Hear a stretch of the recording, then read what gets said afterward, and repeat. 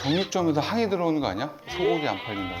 그 정도로 맛이 있다는 얘기죠. 돼지고기지만 소고기 못지않게 그런 느낌의 장조림을. 안녕하세요, 호두리 호순이 여러분. 이번에는 장조림 보통 소고기로 많이 하시는데 소고기가 아닌 돼지고기로 소고기 같은 느낌의 장조림을 한번 해보도록 하겠습니다. 돼지고기 안심 장조림. 빠밤. 돼지고기 안심 덩어리로 있는 상태인데 한 근 정도 돼요. 돼지고기 한 근.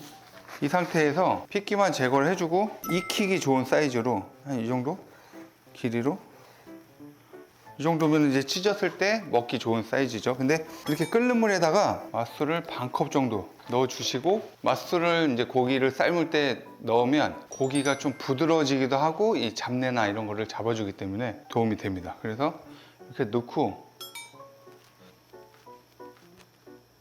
20분 정도 될 거예요. 그러면은 전체적으로 익고 나중에 이걸 찢어서 사용을 할 거기 때문에 그렇게 해주시면 됩니다. 그러면 여기서 장조림에 들어가는 간장을 만들어 볼 건데, 청주 1컵, 미림 1컵, 이게 종이컵 기준으로 1컵이에요. 그리고 간장 3컵, 그 다음에 지금 이제 설탕은 4분의 3컵 이렇게 집어넣습니다. 이렇게 넣고 설탕이 녹을 정도까지 끓여주시면 되고, 그 다음에 이제 여기서 고기가 익기 시작하면 거품이 생기는데 거품은 이제 걷어주세요. 이 간장을 따로 만드는 이유가 있는데, 물하고 간장하고 비율을 희석을 어느 정도 시키냐에 따라서 또 다른 요리를 만들 수 있거든요. 일명 맞는 간장. 이 거품은 이제 불순물이 떠오르는 거기 때문에 가급적이면 그때그때 걷어주는 게 좋습니다. 간장은 한번 전체적으로 알코올이 날아갈 정도로 끓여주시면 돼요. 이렇게 바글바글 끓으면 불을 꺼주면 됩니다. 볼 같은데 옮겨서 담아 놓고, 다시 이제 여기서 장조림에 반숙이 들어가면 또 맛있겠죠.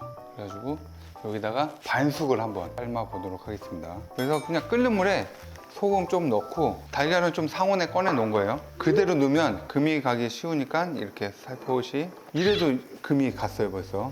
그래서 이제 6분 30초 삶도록 하겠습니다. 그리고 중요한 거는 6분 30초를 한 다음에 이런 차가운 물에 얼음을 바로 식혀주는 게 좋죠. 그래야 껍질도 잘 까지고, 그 다음에 그 온도가, 열이 전도가 안 돼서 반숙이 노른자가 촉촉하게 익는 비법이죠. 장조림은 좀 저장이 오래되기 때문에 만들어 놓고 드시면은 맛있게 드실 수 있습니다. 그리고 이 반숙란 하기 귀찮으면 삶은 메추리알 같은 거 같이 하면은 맛있고, 오늘은 이제 장조림에 이 통마늘하고 꽈리고추까지 같이 넣을 거거든요. 그리고 고기가 거의 다 삶아졌다고 싶으면 이제 고기만 건져 주시면 돼요. 건져 주시고, 제일 좋은 거는 이대로 식힌 다음에 이렇게 찢어 주는 게 좋은데, 만약에 시간이 부족하다 찬물에 살짝, 근데 웬만하면 찬물에 안 씻는 게 더 고기가 맛있습니다. 이렇게 해서 그냥 결대로 이렇게 찢어지거든요. 먹기 좋게 찢어주시면 됩니다. 안심이 또 부드럽기 때문에 이렇게 장조림을 해놓고 먹으면 맛있어요. 돼지고기 중에는 안심으로 하는 게 가장 좋을 것 같습니다. 자, 그러면 6분 30초 이거를 불을 끄고 계란을 이렇게 차가운 얼음물에 식혀주시는 게 온도를 낮출 수 있는 방법이죠. 찬물로 씻을 때는 여러 번 물을 바꿔주면서 차가운 온도를 유지해 주는 게 좋아요. 이 방법을 하면은 물을 안 갈아도 이 속도로 식기 때문에 이렇게 하고, 저는 그동안 돼지고기를 또 찢도록 하겠습니다. 자, 이렇게 고기가 딱 준비가 됐고, 이제 반숙 달걀을 껍질을 까야죠. 찬물에 하면 껍질도 잘 까지고 그 반숙 상태로 유지가 되지. 그리고 껍질이 잘 안 까진다 그러면 소금만 넣지 말고 소금하고 식초를 같이 넣어주면 더 효과적입니다. 자, 드디어 이제 완성을 할 때가 됐습니다. 고기도 준비가 됐고 달걀도 준비가 됐으니까 돼지고기 삶았던 국물을 250, 그 양은 하는 양에 따라 맞춰주시면 돼요. 이 고기가 잠기고 달걀이 어느 정도 잠겨서 간이 벨 정도의 양이면 되거든요. 500씩 넣어볼게요. 아까 만들어 놓은 간장. 불을 한번 켜주시고 잘 찢어놓은 돼지고기를 넣어주십시오. 간이 금방 배겠죠? 통마늘은 그냥 한 절반 정도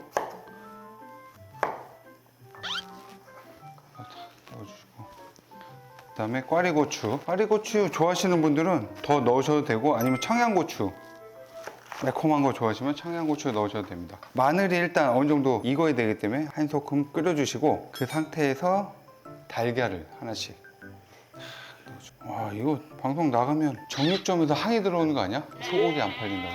그 정도로 맛이 있다는 얘기죠. 돼지고기지만 소고기 못지않게 그런 느낌의 장조림을. 그리고 뭐 반숙 달걀이 끓는다고 바로 노른자가 익진 않기 때문에 너무 걱정 안 하셔도 됩니다. 일단 한번 보여드릴게요. 한번 썰어서 어느 정도 느낌인지. 꽈리고추. 자, 이렇게 해서 한번 끓으면 불 꺼서 완성해 볼게요. 자, 이 정도 끓으면 이제 불을 끄고 완성하겠습니다. 오늘은 이제 요리로 보여드리는 것 때문에 이런 접시에 담지만 사실은 뭐 이렇게 식힌 다음에 이제 보관 용기에 담아서 드시면 되는 거죠. 자, 와. 국물이 약간 넉넉한 이유는 하룻밤 지나면 약간 이제 고기가 좀 머금기 때문에 국물이 이거보다는 좀 자작해져요. 장조림을 이렇게 완성을 했고 좀 이따 한번 먹어보겠습니다. 지금 바로 먹는 것보다는 좀 식은 다음에 먹어야 더 맛있긴 한데 일단 간장 맛이나 이런 게 잘 됐는지, 달걀이 과연 원하는 대로 잘 삶겨졌는지 칼로 한번 잘라서 보겠습니다. 잘라볼게요. 촉촉하게 이렇게 이 느낌입니다. 일단 고기랑 꽈리고추랑 한번 먹어볼게요.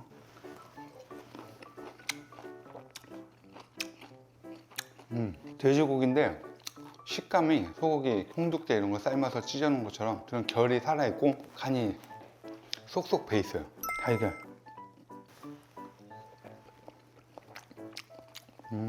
확실히 달걀 반숙으로 하는 게 진짜 좋을 것 같아요. 퍽퍽한 느낌 있잖아요, 노른자가. 근데 이게 촉촉하기 때문에 훨씬 먹기 편하고 아이들도 좋아할 것 같고. 노른자 부분을 약간 터뜨려서 간장이랑 계란이랑 이렇게 비벼 먹어도 아주 좋습니다. 왜냐면 이 돼지고기 없어도 이 장조림 하면 돼요. 달걀 장조림. 그러니까 두 가지 요리를 보여드린 거죠. 그리고 고기 마지막으로 먹고 약간 짭짤하지만 밥 반찬으로 정말 맛있는 돼지고기 장조림 한번 만들어 보시죠.